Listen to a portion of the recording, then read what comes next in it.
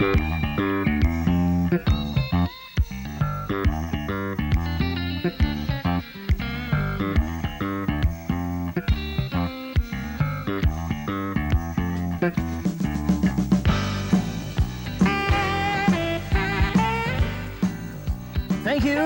you, and thank you for having enough interest in the environment to take the time to learn more about conservation.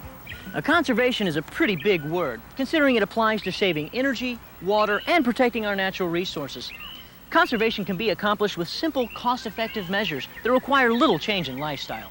In this video, we are going to take a look at some basic ideas for conservation that can be applied around the home, at school, or in the workplace. These ideas can help you save some money and save the earth.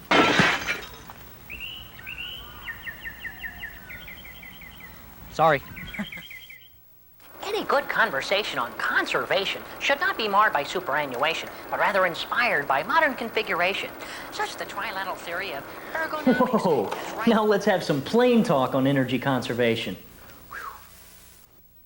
And the kitchen is a great place to start. Always consider your cooking options.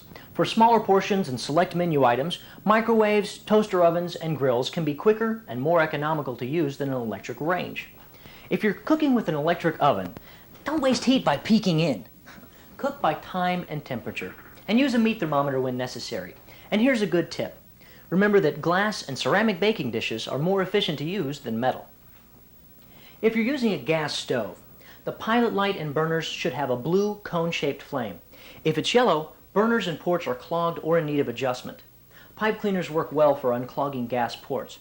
And be sure that the room you're in is well ventilated before working on a gas stove. Now let's check out the refrigerator. Ideally, your refrigerator's thermostat should be set between 38 and 42 degrees Fahrenheit. And the freezer should be set between 0 and 5 degrees Fahrenheit. And try to locate the unit in an area that is not in direct sunlight. If it's not a frost-free freezer, defrost it whenever the frost is 1/4 to 1/2 inch thick. And always keep the gasket clean to prevent it from being broken. Now here's a good tip. You can test the seal by closing the door on a dollar bill.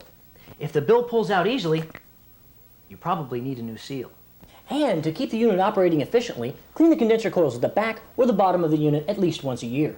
You can use a vacuum cleaner or a soft brush. Oh yeah, and always remember to unplug an electrical appliance before doing any maintenance. Whew. Hot water heaters are also big energy users. So here are some energy-saving ideas for improving their performance. Wrap a blanket of insulation around the outside of the unit to reduce the amount of heat lost through the walls. Insulation kits for gas and electric heaters are sold at most home improvement stores. And be careful not to cover up the vents on gas heaters. Now here's another tip. Drain about 1 gallon of water out of the unit twice a year to remove the sediment buildup from the bottom of the tank and help keep it operating efficiently. And set the thermostat at 130 degrees for normal operation.